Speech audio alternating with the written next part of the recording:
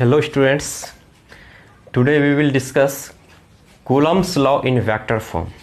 आज हम लोग डिस्कस करेंगे Coulomb's law को वेक्टर फॉर्म में हम लोग कैसे लिख सकते हैं। We know that according to Coulomb's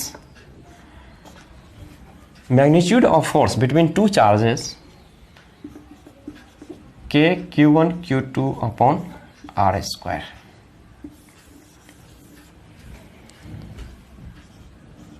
या इसको हम लोग 1/4 pi epsilon not Q1 Q2 upon R square भी लिख सकते हैं। ये क्या है? Magnitude of force.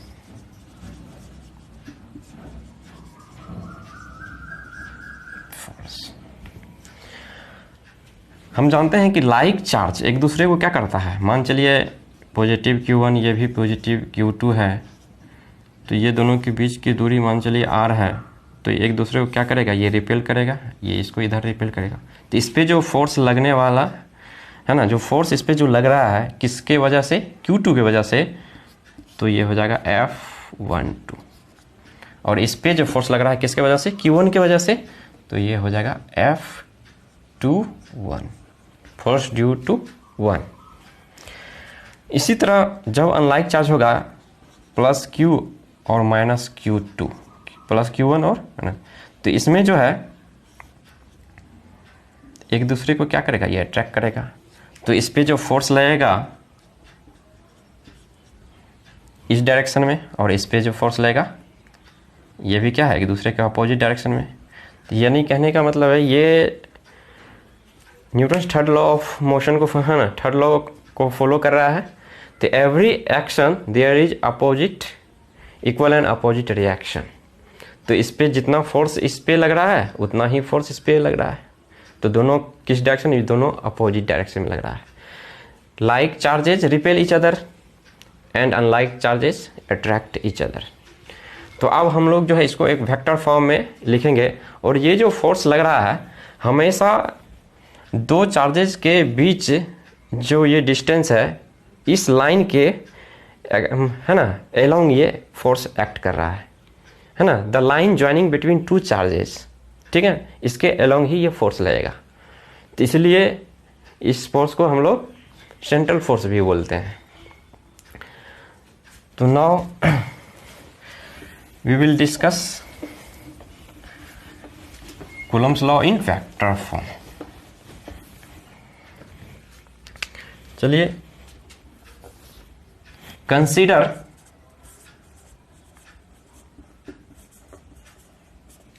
two like charges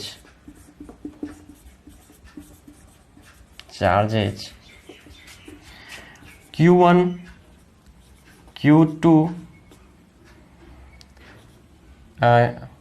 Q1 and Q2 at point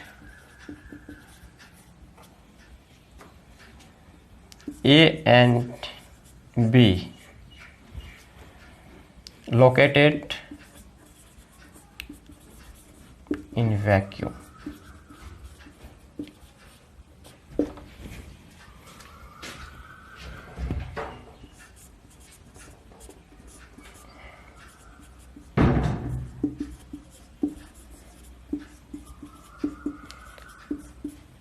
Let position of point A and B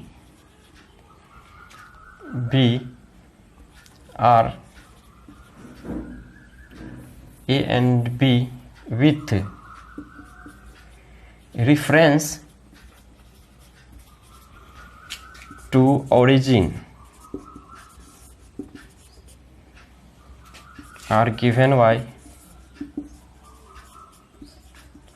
vector given by position vector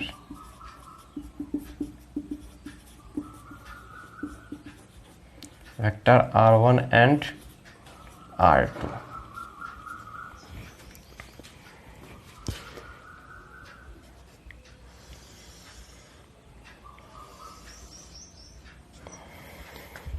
ये origin है, यहाँ पे हमने एक Q1 चार्ज ले लिया, दूसरा चार्ज Q2 और ये ए पोजीशन पे प्रेजेंट है और ये बी पोजीशन पे प्रेजेंट है। तो यहाँ से ड्रॉ किया एक पोजीशन वेक्टर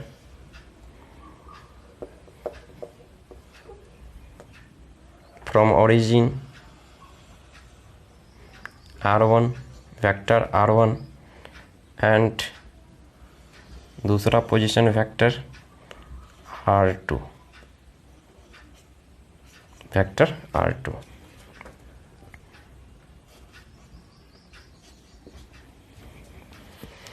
Q1 और Q2 लाइक चार्ज है, तो इस पे इसके अलोंग, इस लाइन के अलोंग एक दूसरे पे फोर्स लग रहा है। तो इस पे जो फोर्स लगेगा Q1 चार्ज के वजह से ये कितना होगा F21 एंड इस चार्ज पे Q1 चार्ज पे Q2 चार्ज के वजह से जो फोर्स लगेगा ये इस डायरेक्शन में लगेगा और F12। तो इसका ये दोनों कैसा लाइक चार्ज है, इसीलिए दोनों का डायरेक्शन अपोजिट है, रिपेल कर रहा है। अब चलिए, अब डिस्प्लेसमेंट वेक्टर जो है यहाँ से Q1 और Q2 के बीच है ना, तो पॉइंट 1 से 2 की तरफ यदि हम लोग लेंगे तो इसको हम लोग लिख सकते हैं वेक्टर R1। तो इसका डायरेक्शन पॉइंट 1 से 2 की तरफ होगा। लेकिन हम लोग पॉइंट 2 से 1 की तरफ लेंगे तो इस पोजीशन वेक्टर का जो डायरेक्शन होगा ये इस डायरेक्शन में हो जाएगा, ये हो जाएगा आपका 2 1 वेक्टर 2 1, और इसका जो डायरेक्शन हो जाएगा ये इस डायरेक्शन में। तो इस कंडीशन में हम लोग बोल सकते हैं OA, तो यानी वेक्टर एडिशन लॉ को ये फॉलो कर रहा है। तो देखिए OA प्लस AB इस डायरेक्शन में, तो इसका जो रिजल्टेंट वेक्टर हो जाएगा वो हो जाएगा वेक्टर R2। तो यहाँ पे हम लोग लिख सकते हैं vector OA plus vector AB equal to vector OB।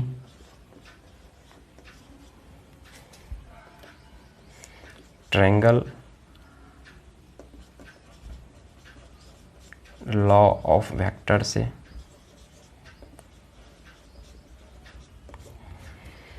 तो यह लिख सकते हैं OA को वेक्टर R1, AB को, यदि इस फोर्स के लिए हम लोग इसके लिए डिस्प्लेसमेंट वेक्टर हो जाएगा R12 वेक्टर R12, इसका डायरेक्शन 1 से 2 की तरफ है। तो OB कितना है वेक्टर R2। तो अब देखिए, तो यदि वेक्टर R12 कितना हो जाएगा, तो R2 vector R2 minus vector R1 इतना हो जाएगा। अब हम लोग लिख सकते हैं अकॉर्डिंग टू कूलम्स लॉ,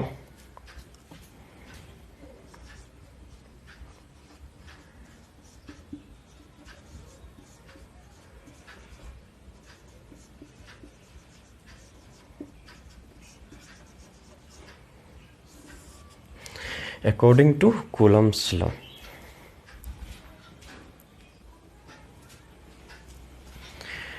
तो force on Q2 due to Q1 अब हम लोग को निकालना है। तो क्या लिख सकते हैं 1/4 pi epsilon not Q1 Q2 upon R12 का होल स्क्वायर। और अब इसको वेक्टर फॉर्म में लिखने के लिए हम लोग यहाँ पे यूनिट वेक्टर से मल्टीप्लाई कर देंगे, यूनिट वेक्टर। आगे और भी इसको हम लोग लिख सकते हैं 1/4 pi epsilon not Q1 Q2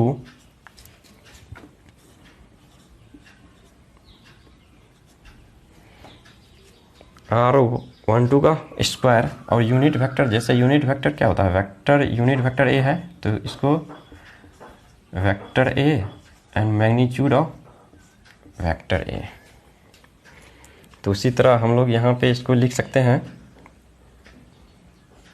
1 2, और यहाँ पे मैग्नीट्यूड ऑफ यदि लिखेंगे तो यहाँ पे आपका हो जाएगा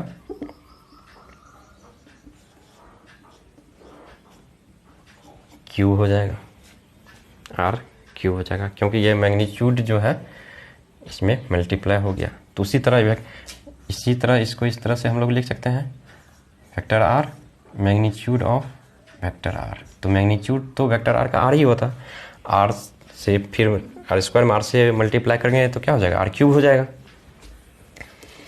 और भी इसको हम लोग लिख सकते हैं कि 1/4 pi epsilon not Q1 Q2। अब देखिए वेक्टर R12 को हम लोग लिख सकते हैं, यहाँ पे R12 को क्या लिख सकते हैं, R2 माइनस R1 का मैग्नीट्यूड का cube into R2 minus vector R1। तो ये किस में आ गया, Coulomb's law in vector form. तो नेक्स्ट हम लोग इसी तरह फोर्स F12 भी कैलकुलेट कर सकते हैं।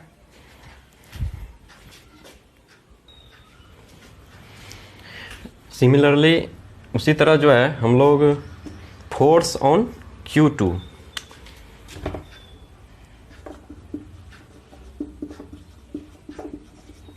Similarly according to Coulomb's law, force on Q1 due to Q2। तो इस Q1 पे इस Q2 के वजह से जो फोर्स लगेगा वो हो जाएगा F12 वेक्टर। तो ये हो जाएगा आपका 1/4 pi epsilon not Q1 Q2 upon R, यहाँ पे हो जाएगा R21 का होल स्क्वायर, और इसको मल्टीप्लाई करेंगे किससे, यूनिट वेक्टर 21 से। ठीक है, अब चलिए एक चीज़ और देख लीजिए, उसी तरह जिस तरह से हम लोग ने पहले किया था कि अब हम लोग फोर्स Q1 पे निकालना है F12, तो इस डायरेक्शन में लग रहा है, तो जिस डायरेक्शन में फोर्स लग रहा है उसी डायरेक्शन में इसका जो डिस्प्लेसमेंट वेक्टर भी उसी डायरेक्शन में होना चाहिए।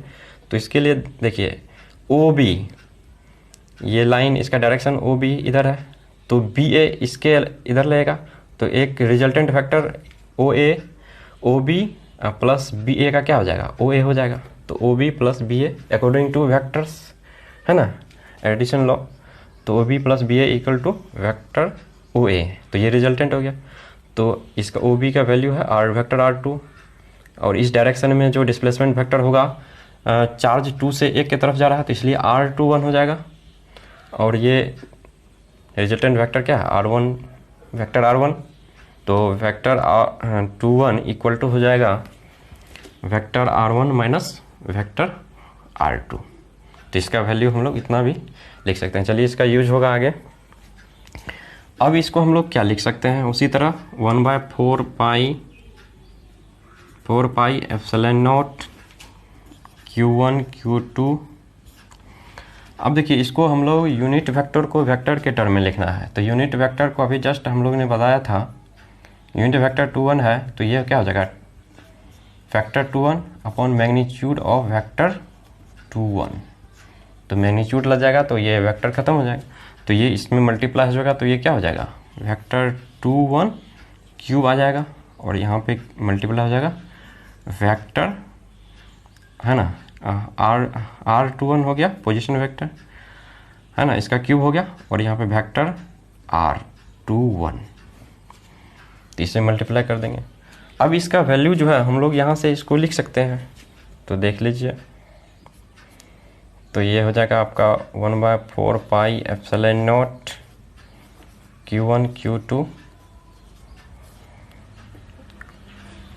इसको हम लोग लिख सकते हैं vector R1 minus vector R2 इसका मोड का क्यूब इंटू